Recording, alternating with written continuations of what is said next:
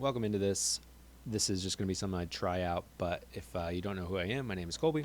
I help founders and business owners and service providers, and my kids are making a fucking nuisance upstairs. What we're going to solve today is essentially something I hear a lot. I've experienced this a lot, and it is that your lowest paying clients are taking the most energy, right? First of all, when they came in, you probably said yes because you just needed the money, and then the lowest payers always end up taking the most time. And so, how do you go about solving that problem? I'm going to kind of break down 3 different ways. 2 of them are going to be communication, and then one of them is just going to be like a mechanism that you can use. So let's just kind of call it C, quality, matrix, and then C. So this will be C in the contract, and then C in the messaging, right? So what C is going to stand for is communication in your contract. And let's settle that right now. So something that's been really, I think, underestimated, and honestly, I think I'm one of the only people I've ever come across. I'm sure people do it, obviously. I'm not the only business owner, but everyone I've helped thus far doesn't actually put in the specifics around communication in their contract. And if you already have these clients and that sort of stuff, this isn't going to necessarily solve that problem. But to move forward and keeping clients, no matter what their price point, from becoming ridiculously high maintenance, you always want to have something in writing you can refer back to. And I'm a big believer in what I call the clear contract code. Essentially, it's contracts that are short enough that the person on the other side is going to read every single word. We're talking 3 pages or less. And communication is going to be the most important part of that to me, because communication is the backbone of whether a client sticks around, whether anyone's happy or not. Results are honestly not as important as communication. Firmly believe that, because I made my name in retention, right? And things broke all the time. We sold primarily search engine optimization, but just full service done for you digital marketing anyway in my past career with the agency. And to be perfectly honest, I kept clients for 5 years while my competitors were keeping them for 6 to 8 months. And it wasn't results because we were getting similar results to our competitors. It was how we communicated, right? And also we gave a shit. So when I talk about communication in the contract, this is what I would have your contract basically take advantage of. And it's going to be pretty straightforward, to be perfectly honest, because you don't want to have a legalese contract. You don't want it to be crazy long. If they don't read the words, then what's the point of the words being there? Okay. So what I will say is communication is an actual bolded claim in any contract I would ever do, right? More or less, it sets the playing field in very simple, bullet point level terms. Why are we doing this? How are you going to hear from us? And how do we know if we're not following the rules, essentially? It's your business. It's your offer. It's your company. Make the rules. And that starts with the contract, right? So something that would be in there under the communication section of the contract, it would be how you'll do it. And what I mean by that is literally the most basic of things. People drastically take advantage of the idea that they think their client is going to know exactly how they operate when they get there. But when you think about it, when we sold marketing services, as an example, clients would come into ClickUp was the platform we would use, right? We used to use Basecamp in the past. We used to just use email and Google Drive before that, right? So it's a progression. But I was always under the assumption whether the clients use ClickUp or not, they have never used ClickUp in the way that we use it. So I need to educate them on how to use it, okay? So in terms of how you'll communicate, I'm going to say, what platform are we communicating on? And then explicitly state, are you going to deviate from that platform? So is it okay if we're going to use ClickUp as an example, which I don't use now, but if we were to use ClickUp as a communication platform, it's where all the work's going to be done, all that sort of stuff. Are you going to be able to deviate from that, or are you going to allow deviation for that? What if they text you? If they send you an email, right? If they send you a voice note? How are you going to respond to that? Because one of the big problems with communication and why clients feel really, really high maintenance is because you're allowing them to communicate on their terms. There's nothing wrong with how they communicate. It's just the way for them to be most successful is on your terms. So you need to lay out the terms. So if they send you a text message and you want them to communicate in ClickUp, how are you going to address that, right? So when I say how you'll do it, it's also what are examples of doing it well and wrong, or not well, right? So this is kind of the whole classic case of, if you don't set the boundary that you are not answering messages after 5 p.m. on a Friday until 8 a.m. on a Monday, that should be in your contract. So many businesses with a lot of high maintenance clients assume that their clients will understand that they don't work on the weekends. A client's number one job is to get as much service as possible, paying the least amount as possible, right? And so if you do not set the boundary for them to communicate, they're going to use everything. So I would encourage you to, in your contract, state what platform, the frequency. My favorite one is, we would tell all of our clients in the actual contract in bolded text, you will receive a response from our agency within the following business day, right? As in, if they send me a message at 7:30 a.m. on a Friday morning, they didn't have to get a response from me until 5 p.m. that following Monday, right?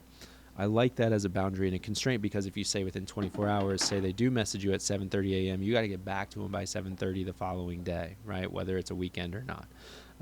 So end of following business day is a fantastic one, and just an acknowledgement. Don't say we'll solve the problem. We'll acknowledge that we've received your message, so you know we're on top of it, right? So what's the platform? What's the frequency? Who's going to be the point of contact? If it goes from a salesperson to a project manager, should the client be messaging the salesperson as well, or just a project manager? Are you going to have multiple project managers for different parts of the offer? You need to be really, really clear with this. Like, how can they expect to hear from you, right? And then examples of messages. I'm talking screenshots or a link to screenshots, or even better, if you're using something like a ClickUp, give like an actual dummy project, and the first thing you'd put in that dummy project is how to use this project successfully, right? Because when they get their own project, they're going to know exactly what to do. So a lot of the communication why clients are high maintenance is because, quite literally, they just don't know how to use your stuff, and you assumed that they did, right? So if you want to make the experience feel luxurious, there's this really good book on retaining customers. It's not about blowing them away. It's about making it effortless. It's called the effortless experience. So simply by telling them how to use the platform, down to the minutia of, hey, you're going to get sent a ClickUp link. Here's exactly how you create a username. Here's how you create a password. Here's the first thing you should do once your account is created. I'm not kidding. Like, while all of these tools will have that in their knowledge base and that sort of stuff, the last thing your client wants to do is do a really heavy lift and learn an entire new platform that they have to pay to use because they're paying you for your service. Make it feel effortless. Here's exactly how to be successful. Here's the most streamlined way to do it. That starts in your contract. All right, so we're going to hop into the next one. I think this is going to be the one that's the most tactical for you. Essentially, all clients are not created equal. You know that already. But I use this handy little tool that I invented called the quality matrix. So let's dissect what that looks like, right? Essentially, what we're talking about here is just bucketing your clients into 4 separate categories. So what I want you to do, I want to take your entire client roster and I want you to bucket them into 4 categories: low paying, low maintenance, low paying, high maintenance, high paying, low maintenance, high paying, high maintenance. Given these 4 categories, you're going to treat clients specifically based on their actual criteria, and the only goal is to get every single person to this box. You want low payers to be high payers and low maintenance. You want high payers who are high maintenance to be low maintenance. You just want to move every single person to this box, right? So how do you kind of categorize these people? Because I want you to look at your entire client roster and just kind of decide, okay, is this person low maintenance or high maintenance? Check that box. And then what are they actually paying? You should have a customer like median monthly value of some kind or whatever. If they pay yearly, if they pay weekly, you do the math. I'm not going to break that down for you, but essentially find out what is the average. If they're below the threshold, they're low paying. If they're above the threshold, they're high paying. Or if they meet the threshold, they're high paying. Okay. So the thing with low paying, low maintenance people is that they're really more kind of in maintenance mode, so to speak. So you're wondering if you can transition them from maintenance into some form of like autopilot bumper, okay? Because if they are already not causing a ton of pain or anything like that, like they're good clients, they just don't pay that much, and so it's almost kind of like you're just wondering why do they stick around and all that sort of stuff. These are people you make tiny offers that add cash flow. And the reason for that is because if they're going to stick around already, if they're only on one low paying thing, they can just kill that immediately, right? And we saw this in marketing all the time, because marketing, if the client's company is mismanaged or whatever, is one of the first things to go. But if you get them into a bunch of other tiny little things that don't require done for you or anything like that, just more they can DIY, more information they can get, maybe they pay for licensing or something like that, now you've got your company's hooks into them in multiple places. It's going to be a lot harder for them to want to kill that expense simply because they're not really engaging much with you. If you think they have an opportunity to become a higher payer and stay low maintenance with more like one-on-one stuff, that's great. It's just typically people who are in the low paying, low maintenance cost or area, they don't really ever get enough money to pay for your high paying, your high ticket, whatever your offer is. Right? Low paying, high maintenance people, these are people you are essentially trying to transition into this. If you cannot do it, you are more or less going to sunset these people. So if you cannot get them into maintenance mode where everything is DIY and they are simply like saying paying for website hosting or something where you don't really have to do anything, you're just collecting on that more or less, like obviously be ethical and that sort of stuff.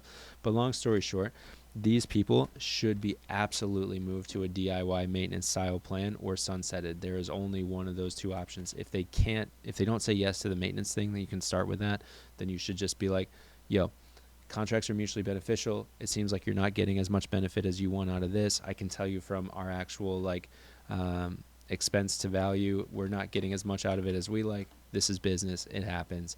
We can recommend you to somebody else who's a lower cost, right? I always like to refer people, even if I'm letting them go. When you fire a client, I would encourage you not to just like burn that bridge. I would encourage you to point them in a direction. Even if that doesn't come to fruition, it gives them a chance to move further and they're no longer your issue, right?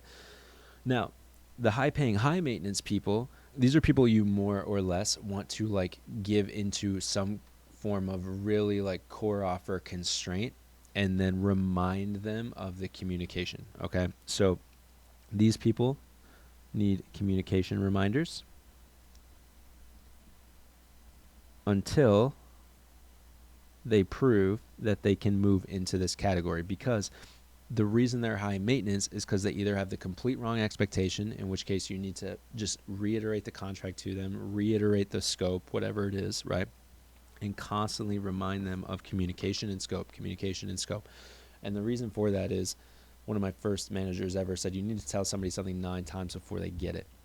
And people like this are so busy in their own business that they're just like, okay, I hired this agency, this company or whatever. They're going to do all this stuff, but they're also micromanagers and control freaks. So they are not very good at giving up the control of their baby or whatever it is. And so you have to stomach the brunt of that. So you can absolutely remind them of the level of communication.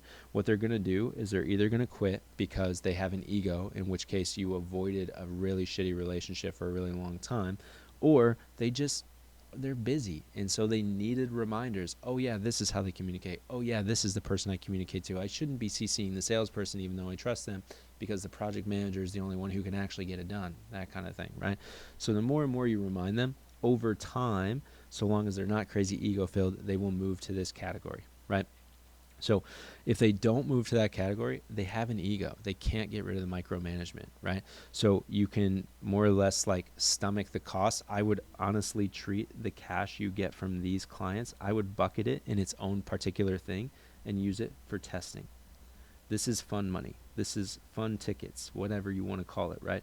But this is the money where it's like, hey, we are high risk, high reward with these people. If we keep them around, we know that we are using that money to go help us find these people in the future, so that it's very easy for us to say no to these people over here in the future. As you're currently serving them, remind them, and then again, use that cash for fun tickets, okay?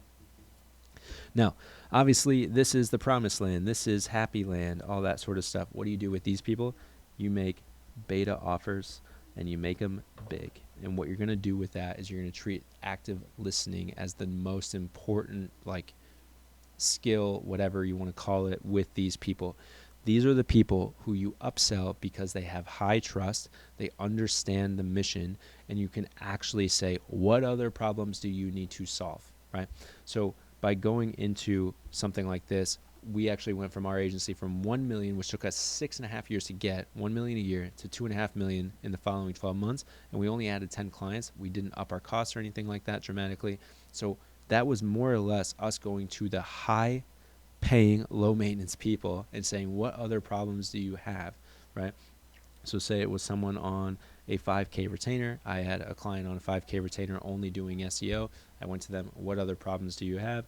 They talked about how they felt like they were behind on competitors, how they never had time to create good content. They were just filling space, all that sort of stuff. So active listening mode on, taking a ton of notes. If there were a way, I asked them, for us to solve all of these problems under one umbrella, would that be something you want to hear? Let's call it a beta program because it'll be custom to you. Very easy, yes. 2 weeks later, I pitched a $15K per month deal, and they said yes, right? So we took a $60,000 a year client to, I think, $177,000, something like that, with active listening. If there were a way, beta offer, easy yes, right? So the quality matrix, more or less, forces you to not treat clients equally. Okay, if they're low paying, low maintenance, we're going to try and just give them a bunch of bumper tiny stuff so that they can stick around but give us more value, right? If they're low paying, high maintenance, we're going to offer them kind of the maintenance play. If they don't like it, we're going to sunset them. You know, business is business. If they're in the high paying, high maintenance, you're going to keep reminding them because sometimes they have their own business to run.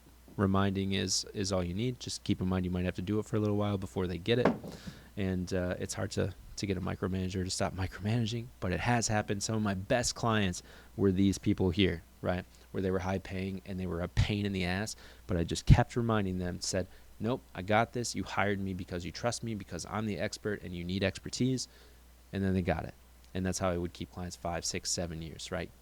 Very much have 6 and 7 figure clients based on retention, right? And then if they don't, then you just like, hey, it's okay. We're going to use this as fun tickets to go and get more of these people. And these people are freaking awesome.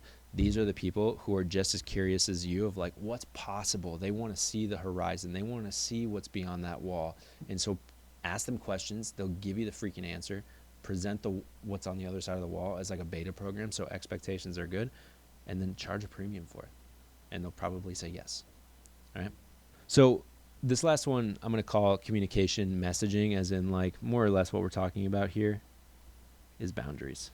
Okay. I kind of mentioned it at the beginning of the video. I just want to be really clear and give specific examples to this, because what constitutes a boundary if someone's being high maintenance? First and foremost, let's remind you that a client's job is to get the most out of your service or product with paying the least amount to get it, right? So I would encourage you, especially if you're a parent, this will be easy for you. If you're not a parent, then, use your imagination. But I would encourage you to treat your clients like toddlers. Clients are toddlers. I have gotten more value out of speaking to clients the same way I speak to my 5-year-old, not in a patronizing way. I want to be clear about that. But by using very clear and simple language, I have been able to keep clients happier, to keep clients leaving me alone. I don't get emails from clients on weekends. Like, I have amazing clients because I am ridiculously clear that it is impossible for them to misconstrue what it is I'm doing, how I'm doing it, when they're going to hear from me, the value they're getting. They know it all. Okay. So what I would encourage you to do without going crazy into detail is this will come as no shock, remind them of, if you did the first part, the contract. B, whatever platform you're using on, whether it's just something as simple as a Google Doc, you will create an effortless experience if the very first thing in any of those resources, any platform, whatever, how to use this. Do not assume, if your business is based on Google Docs and Google Drive, do not assume, no matter how universal that is, that they know how to use it. If you put your clients into Slack, Do not assume that they won't abuse it. In fact, assume that they will. Every time I let my toddler watch TV and say, you get to watch one episode, the first thing he says after that episode is done, can I watch another? Clients are the exact same way. So if you start responding to messages on the weekend, even though you don't want to, and that goes against your core values and general sanity, if you do, they'll think it's okay, right? And so in an example, remind them of the contract. Remind them when they breach. And what I mean by that is any time that they slip up, and they will, because again, you need to tell somebody something 9 times, treat that as a teachable moment. You're not saying, you're breaking the rules, you're not supposed to message us on the weekends. Not that you would, you're probably scarce and you don't want to lose that money, so you don't want to make the client angry. But in a perfect world, all your clients will respect you because you are clear over clever. You are clear over reactive. You are clear over yes men. Yes men, yes women, whatever, right? Because when it comes down to it, the client bought your container. They bought your packaging. They bought your way of doing things. You cannot be so loosey-goosey with it that they won't actually know where the boundaries are. So every single one of my clients, and this goes back to the marketing days, but current clients, just for illustration, all of my community member clients know that they have one-on-one access to me via WhatsApp. But if they're in the community, I will respond within 48 hours, Monday to Friday, right? I have 3 young kids. If someone is if someone is a client, i.e. they pay me a little bit more money to get regular meetings with me and all that sort of stuff, so they get bi-weeklies, but that person gets one-on-one access, same as community members, but they get a response time from me with 24 hours, Sunday to Saturday. That's it. Those are things I'm comfortable with. You don't have to steal these because maybe that doesn't suit your business. This suits my business because my clients are so high agency. They're amazing self-led people. They don't need babysitting from me. They're not looking for silver bullets from me, but they do care about, if I have an idea, if I want to move, if I need a second opinion, how quickly can I get that second opinion, validation, whatever it is. They know that they will guaranteed get a response from me within 48 hours or 24 hours based on what tier they're at. Same thing back at the marketing agency. Every single client knew they would get a response from me by the end of the following business day. Not always a solution, a response. And I was really, really clear about that. So I honestly think if we're dissecting this back and we're just kind of talking about, hey, my lowest paying clients are taking the most energy. First of all, your lowest paying clients are taking a lot of energy. It's very likely, I make no presumptions, but probably because you didn't put any sort of communication, boundaries, constraints, whatever you want to call it, expectations in your contract. If your contract doesn't have communication, that would be the very first step I would have you take. If you need help with how to do that, I have a resource. Like I said, I call it the Clear Contract Code. You can see that in the description below. Next thing, chances are they're feeling high maintenance because you're treating them equally with all other clients. You're giving them a lot of your time because you're treating them as if they're the same type of client who's not wasting a bunch of your time and paying far more, because you're equating it to, I can't lose any clients. One of my favorite moments in TV history is Don Draper from Mad Men saying the day you start getting clients is the day you start losing them, right? I've had over 1,200 clients in my career. I am globally recognized for retaining clients way longer than anyone in my space, and yet I've probably lost more clients than you may ever even serve. When you've had 1,200 clients, you lose clients in the hundreds, and that's just how it goes, right? This is people-to-people business. So if you are holding on to a low-paying, high-maintenance client because you are terrified of losing a client, I would highly encourage you to use this client quality matrix and say, there's only 2 ways this person can go.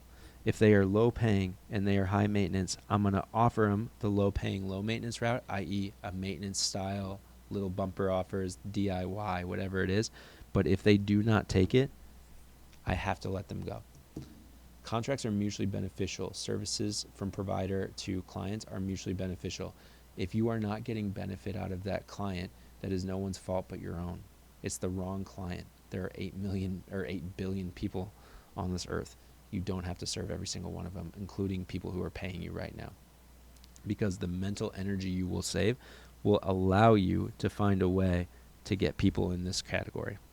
You'll have actual energy to solve higher level problems instead of being like, you didn't send me an email in time, which I don't want to speak about clients that way, but you're solving low level problems, people who are looking for silver bullets or want you to handle their outcomes for them. And you go and find the high agency people who say, yeah, just give me the framework. I'm going to go make it happen. Okay. Final one, communication in terms of actual messaging. One of the biggest unlocks for the first paying client I ever had, he was answering Slack messages within seconds, minutes, at worst hours. And what happened was he was constantly disrupted. He was stuck at 50K months for months and months and months, right? And he always felt overwhelmed, and every new message was just another anxiety driver. To where the main unlock, like the simplest of unlocks, we put a couple systems in, but the simplest unlock was just don't answer Slack for 2 hours. Because what he had done was trained his employees' behavior, because he didn't put clients into Slack, but his employees were messaging him. He had trained his employees' behavior to treat him like a search engine. Hey, why figure anything out when I can just message him and he'll answer me in seconds? I don't even have to wait. I get a dopamine hit without having to put any of the effort. He was providing them an effortless experience because they didn't have to do anything. He just did it for them. So by waiting 2 hours and telling his staff, hey, I'm only going to check Slack twice a day instead of have it running all day, he trained them to start solving their own problems and thinking critically, to where when he would actually check his Slack twice a day, he would check it at lunch and check it right before the end of the day. A lot of the messages he got had another message right below it, never mind, figured it out. And what did he do? He didn't teach them anything new. He gave them the training by not responding for them to have to figure it out. If it was truly urgent, they had to go solve it. And in doing so, they became better employees. And a couple months after that, he more or less put a chief of staff in place, and he hit his first 100K month. That's how powerful this is. Because if you are worried about keeping a client who is drastically taking your energy, that person quite literally is holding you in your comfort zone. They are holding you in complacency. They are keeping you poor. Not all clients are created equal. Not all money and dollars are created equal. And so if you can solve the communication problem and you can solve the action plan for each client based on what bucket they fall in the quality matrix, you are massively, massively going to save some freaking time. You're going to get higher quality clients. You're going to have better lifetime value of those clients, and you're going to have fun doing it. So I hope this video helps. I'll put all the resources down below. If you message me TGB on Instagram, you'll see that link in there. You're going to find a whole bunch of resources that'll help you get your business from low-paying, high-maintenance clients and a full calendar or a completely empty calendar to an actual worthwhile, aligned calendar, regardless of what problem you solve. You're going to find some flow. You're going to find better clients. You're going to find a better life. So find those resources down below. Message me TGB on Instagram. Subscribe and like this video if you enjoyed it. Drop a comment. I read every single one and would love to see if this was helpful to you. And we'll see you in the next one.